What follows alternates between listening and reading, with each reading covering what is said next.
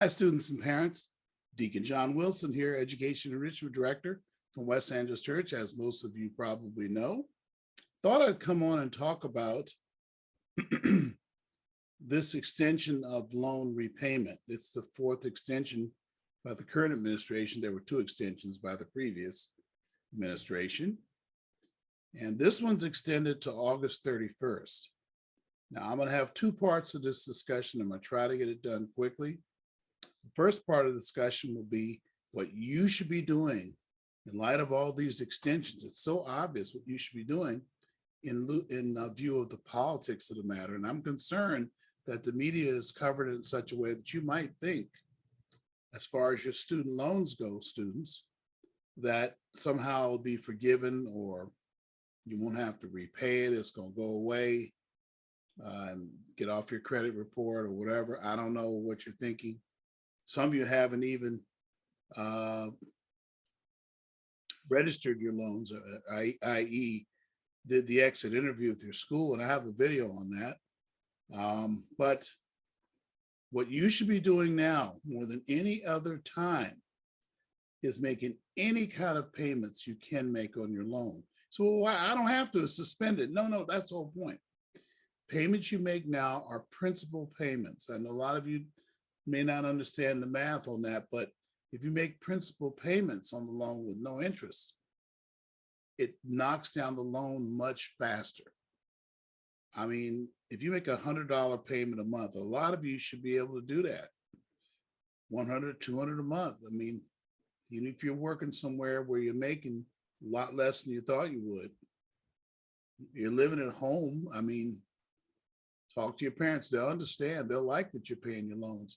I think you ought to pay $100 to $300 a month right now to knock down those loans as much as you can.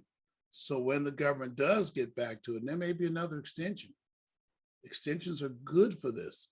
They're interest-free payments. Contact your loan provider, and they're probably still sending you notices. Make your payments principal only right now. They won't turn those payments down. Next, let's deal with, well, why should I pay it, Deacon? It's going to be forgiven. That's a trick of the media. As I said to you earlier, there are three reasons why I don't think that there'll be total unconditional loan forgiveness. Now, remember, I'm in favor of conditional loan forgiveness. There is a video like that. I subscribe to my channel, get future videos, but go through my videos that I have, go to my playlist. I think I have it separated for alums, and look through the videos. You'll see one about that. I'm in favor of conditional loan forgiveness, but not unconditional. You made an agreement, you got school out of it. Maybe school wasn't as good as you thought it would be, or you weren't sure your major, what you wanted to do. But you owe the loan, pay it back. There's a spiritual importance of paying back your loans too. Pay your loans back. So make those principal payments. So first of all, some of you think that they'll somehow be forgiven, but the politics of it is he keeps extending it because it probably is not constitutional for a president of the United States to forgive a loan and make banks lose the money. It's probably not constitutional. It has to all be worked out, and that's why we have Congress. That's why we pass laws. The president is not a dictator. He's not a ruler. He's probably running into some constitutional problems with doing it. I think there's a clause in it that the president can't forgive private debt. I think that's the problem. These banks will go right into court. The second reason I don't think there'll be loan forgiveness is the politics of it. Now, this is something I don't understand. I'm going to try to control myself, the politics of it. You just spent, the Democrats just spent, really, because the Republicans in both way. Democrats, this is one of these things where a lot of Black folks think that this administration is not really doing anything for them, just like what some people say happened under Obama. Because I don't think it's equitable and fair that they spent trillions of dollars, and nobody thought, let's pay off the loans. I think they want you still dependent on them. They're stringing you along. That's number two, the politics of it. They're just stringing you along with a promise that one day we'll forgive the loans. If they wanted to forgive the loans, they'd forgive the loans.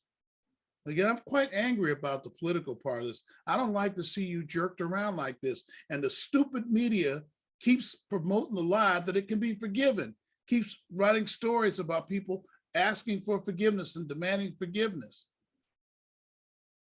Students, I need you to stop listening to the media and get the truth for yourselves. But that's another video.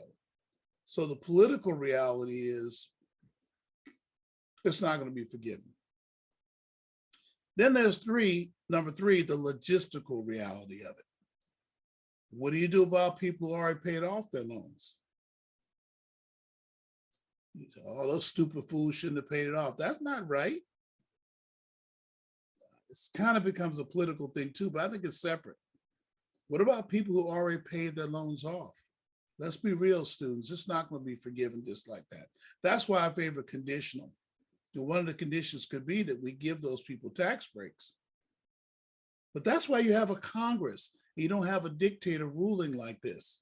That's why you have Congress, because they can work through these issues. I know we don't like the Congress. We think it's too slow and all that, but our founding fathers put it there for a lot of you don't like the founding fathers, but they put it there for a reason, because it's where the people get involved through its representatives in determining what government will be.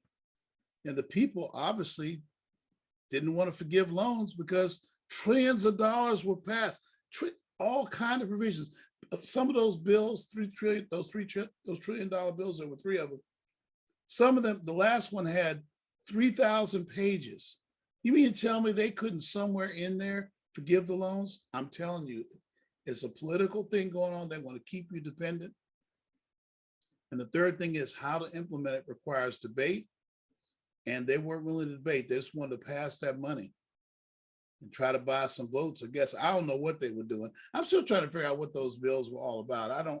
They weren't totally what they said. One of them was a COVID bill, but only 1/10 of it was COVID, but I digress. So number three, I just think there's too many logical errors, not the least of which is people have paid on their loans. The other logical error is, what about people right now who are getting financial aid packages that have loans on them? Are you going to say they're automatically forgiven? And I know you don't want to send that signal to colleges, do you now? Because if I'm a college and I hear you're going to forgive any loans that I put on the financial aid award for the student, I'm going to jack the price of tuition up. And that's what's been happening all along. Every time there's a change in the financial aid system, the price of college goes up. When they raised the Pell Grants, the major thing was when they changed PLUS loans to be the responsibility, how'd that work? To be a government loan, they made it easier to get it. The schools right away raised their tuition and their costs unbelievably. They saw it be a government guaranteed loan and not a bank or something. I don't know. That's what I think. I hope this helps. Sorry if I hurt anyone. I was very, very direct this morning, but I have very strong feelings about that. God bless you. Thank you very much. Bye-bye now.